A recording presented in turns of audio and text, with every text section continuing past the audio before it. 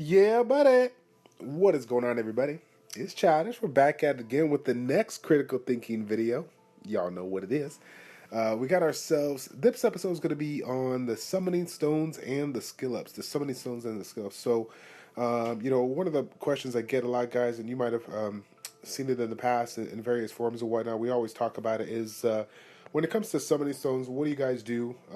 With regards to them, and I see time and time and again, a lot of us, right? We have that impulse. We love to summon right away and whatnot. But I think that, the way how the exclusive summons work and the way we can get stones, believe it or not, over the course of some time, we can definitely generate a lot of summoning stones so that we can bank on, trying to get something that we actually need. And so, for most people, right? For most people out there that are in the beginner or intermediate stages, when they get to look at these summoning, these exclusive summons, we get so infatuated with all these nat 5s that are showing up, or the units on the top row, for the most part, and we're like, oh man, we gotta save up 5,000 stones because we gotta get the Zyros, or we gotta get the Tiana. While that may be true for people that are late end game, that have all the Nat 4s, game changing monsters that they need, and are now just looking for one or two units, possibly either Nat 4 or Nat 5 to tweak their team, yes, definitely going to be saving for the top row. But for the people that are still trying to improve that game, and that comes into my play as well. I'm looking at the Nat 4 guys, and that's what I want to direct your attention for you today.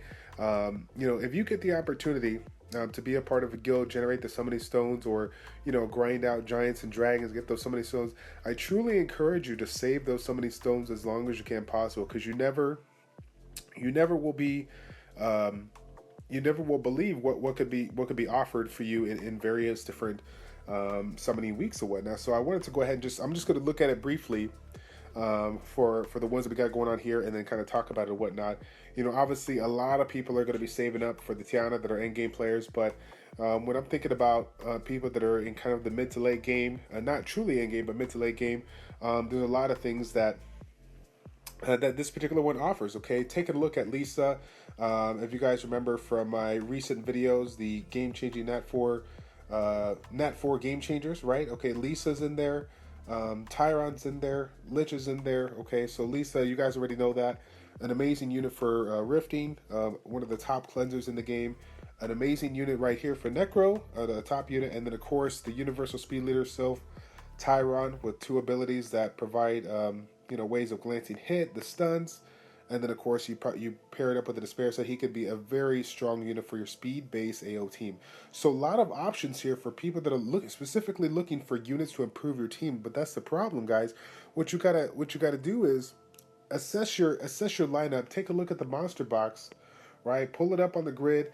Take a look at your teams. Whether we're looking at Dragons B10, Giants B10, TOA. What is that, random Nat 4 game-changing monster do you need to improve your team overall? When you figure, which ones are those, that are really, really strong, take a look at the summoning stone and plan ahead, take a look at that, okay? So, this is, for me, Lisa is definitely one that I would consider going for.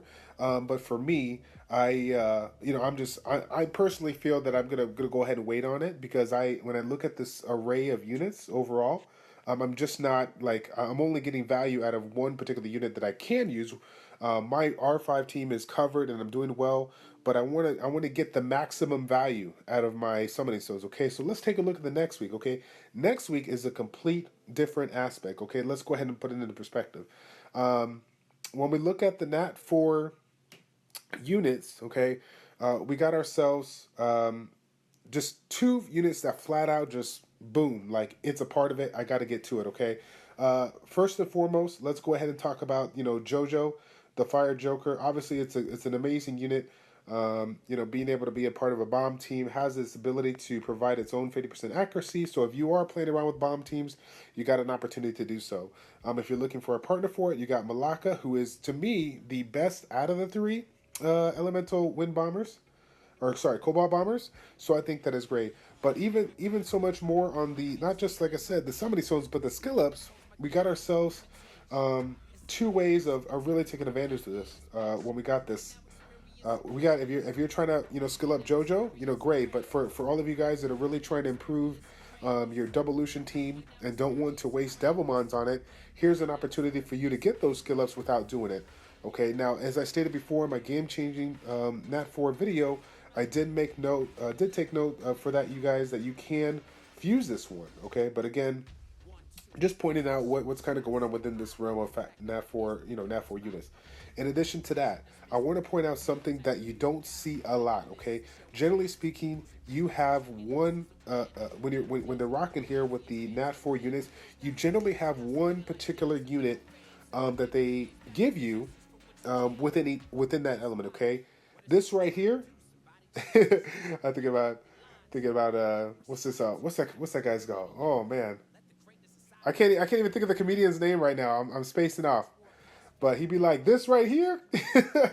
Obviously, I ain't gonna say the full line, but we got ourselves 2 Rakshasas up in here. This is something that you never see, and obviously it's been widely commented all over the Summoners War forums, different YouTubers and streamers out there, the strength of what the Fire Rakshasa Hua can bring to many aspects of the game: TOA, PvE dungeons, PvP, depending if you're trying to manipulate that attack bar. But this is one of those units that you can see everywhere. In addition to that, Rifting, one of the best units out there for manipulating the attack bar, providing the slow. I mean, it's an amazing unit. So for me, when I look at this, I'm looking at a lineup of 5 natural 4 stars. 3 out of the 5 are going to. I have a chance of basically getting the skill ups that I need for units that I need right now. Right, I'm trying to skill up my Hua. I'm trying to skill up my second Joker. I can do that with those particular ones. And then in addition to that, right, we all got the opportunity to get ourselves amazing units. We got Camila, one of the best Nat 5 units out there for PvP. And then we got ourselves Ciara, an amazing leader, skill, bomber, whatnot. So, I mean, I'm looking at the big picture, guys, and I want to kind of put that to you because we get so infatuated with chasing the summon. We feel like we have to, when we get these exclusive stones and whatnot, we're like, oh, I got to summon right away. I got to try to get that next Nat 5 and whatnot. But in all reality, we got to consider the fact that CompTOS has given us the option of trying to hold back and maintain our patience, right? So that we can one day have a better chance of getting the units and or skill ups that we need to progress our game. So that's what I want to point out for you guys there today.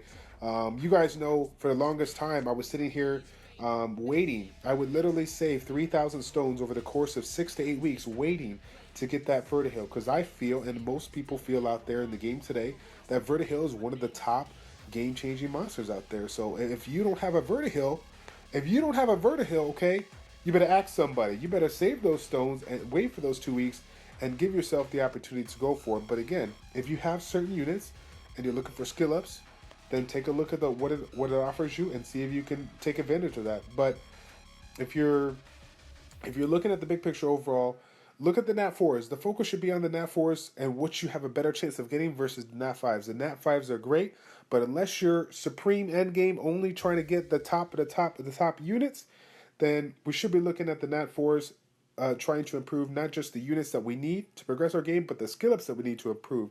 Because everybody will tell you, all these units are amazing, but until you skill them up completely, you will not see their full potential. So that is it, guys. I just wanted to make a short video on the summoning stones and the skill ups. They're a very valuable aspect of the game.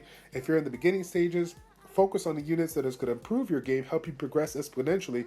But if you're in that mid to late stage game, then look at the Nat 4 slots to see where you can get those units that are going to provide the skill ups that you need to succeed. And then, of course, if you are complete end game, top of the dogs, doing it big, okay, let's take a look at Tiana and let's start getting that visa out one time, okay? Shout out to all my visa users out there one time. You know what it is. My man. All right, so that is it, guys. Thank you all for tuning in. It's your boy Childish from ChildishPlays. Check it out. We will see you in the next Critical Thinking video.